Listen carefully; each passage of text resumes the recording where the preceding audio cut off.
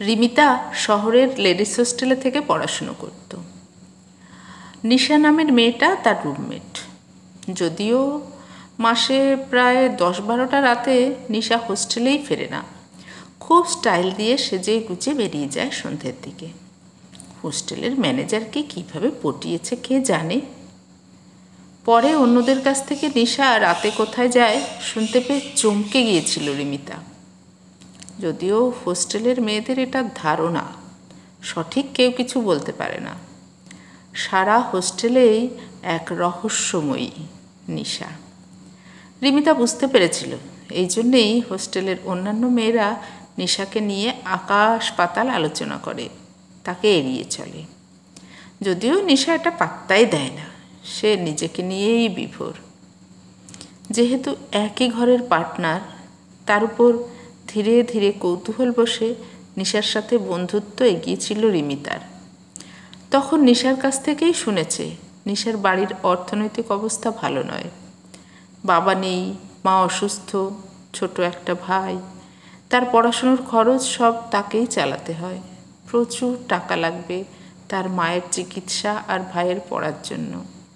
তাই কলেজ পড়তে পড়তে সে এই কাজেই ঢুকে যায়।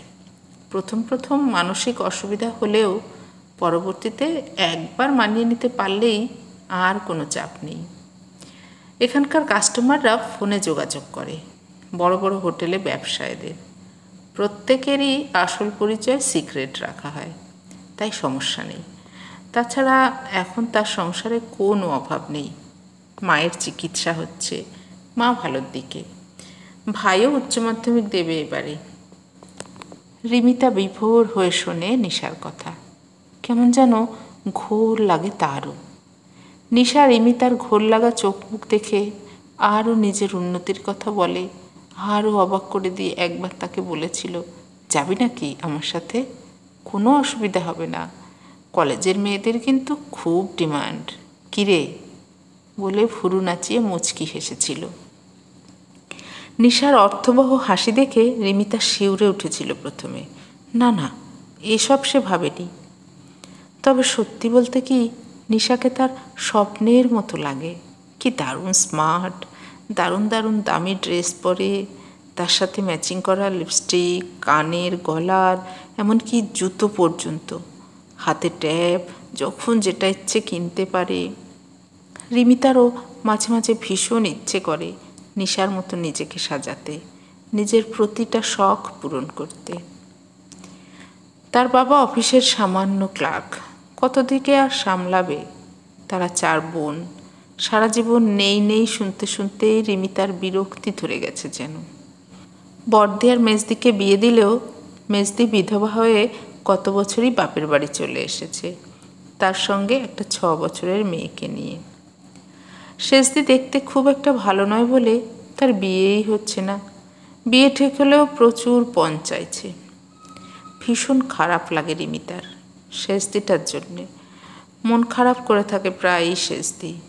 পড়াশোনাতেও খুব একটা ভালো নয় সে। রিমিতা মাঝে মাঝে ভাবে, যদি অনেক টাকা ইনকাম করে বাবাকে একটু সাহায্য করতে পারত আর নিজের ইচ্ছেগুলোও পূরণ করতে পারত। রিমিতা বাড়ির ছোট মেয়ে, দেখতে শুনতে ভালোই। দিদির বিয়েতে তার বাবার অফিসের বস তাকে দেখেই ছেলের বউ করবে বলে কথা পাকা করে রেখেছে। কলেজ কমপ্লিট হলেই বিয়ে হবে তার। যদিও ছেলেটাকে সে দেখেনি, কিন্তু তার বাবা খুব খুশি এই ভেবে যে 4 মেয়ের মধ্যে একটা মেয়ের তো ভালো পাত্রে হিললে হলো। মাসে মাসে বাবা যা টাকা পাঠায় তাতে রিমিতার হোস্টেলের খরচা বাঁচিয়ে সারা মাস খুব টেনে টুনে চলতে হয়। এইভাবে তার আর ভালো লাগে না। সারা শহর জুড়ে কত সুন্দর সুন্দর জিনিস কেনার হাতছানি, অথচ নিজের শখগুলো পূরণ করতে খুব মন চায়। মাঝে মাঝে ভীষণ রাগ হয় রিমিতার। কিচ্ছু কেনা তো দূর, সামান্য কিছু খাবার ইচ্ছে হলেও উপায় নেই তার। হয়তো এটুকুও সে মানিয়ে নিতে পারত, কিন্তু চোখের উপরে নিশাকে দেখে নিজের শখ পূরণের ইচ্ছে আরও তীব্র হয়। তারপর নিশার কথা ভেবে দেখে সে, মন্দ কি, অসুবিধে কোথায়? কেউ তো জানতে পারছে না। মোবাইলেই যখন সব ব্যবস্থা, ওখানেই হোটেলের নাম, রুম নাম্বার, কাস্টমারের নাম দেয়া থাকবে। শুধু পৌঁছে গেলেই হবে সময় মতো। একটু নিজের মতো করে বাঁচতে তো পারবে, শখগুলো পূরণ করতে তো পারবে। চাকরি বাকরির যা অবস্থা! গ্র্যাজুয়েট হতে এখনও 2 বছর বাকি। দেশে এমন অসংখ্য গ্র্যাজুয়েট বেকার পড়ে আছে। যখন চাকরি পাবে তখন না হয় ছেড়ে দেবে। অনেক ভেবেচিন্তে রাজি হয়ে যায় সে। বাড়িতে বলেছে সে একটা প্রাইভেট কোম্পানিতে চাকরি পেয়েছে। এরপর বেশি নয়, সপ্তাহে 2 দিন রাত্রে স্টার হোটেলের 13 নম্বর রুমটাতে তার কাস্টমার বাঁধা। এখন নিশার থেকেও তার ডিমান্ড অনেক বেশি। গত 3 বছরে হাতে বেশ কিছু পয়সাও জমেছে তার। এখন যখন যেটা ইচ্ছে শখ মিটিয়ে কিনতে পারে, বাড়িতেও টাকা পাঠায়। বাড়ির লোকেও স্বস্তির নিঃশ্বাস ফেলেছে। এখন সংসার অনেকটাই সচ্ছল। মেজদির মেয়ের নামে 10,000 টাকা ফিক্সড করে দিয়েছে সে। শেষদির বিয়েতে 50,000 টাকাও দিয়েছে। শেষদির মুখে হাসি দেখে মন ভরে গেছে তার। যাই হোক, শেষদির বরটা দোজবর হলেও খারাপ হয়নি। শেষদিকে ভালোই বাসে। গ্র্যাজুয়েশন শেষে 1 বছর এটা সেটা বলে হোস্টেলেই কাটিয়েছে। কিন্তু আর নয়, ইদানিং এইভাবে টাকা রোজগারের শখ তার মিটে গেছে। তার অ্যাকাউন্টেও এখন যথেষ্টই টাকা। তাছাড়া বাবাও চাপ দিচ্ছে, বাবার অফিসের বসও তাড়া দিচ্ছেন। হবু বৌমাকে আর চাকরি করতে হবে না, এবারে যেন বাড়ি চলে আসে।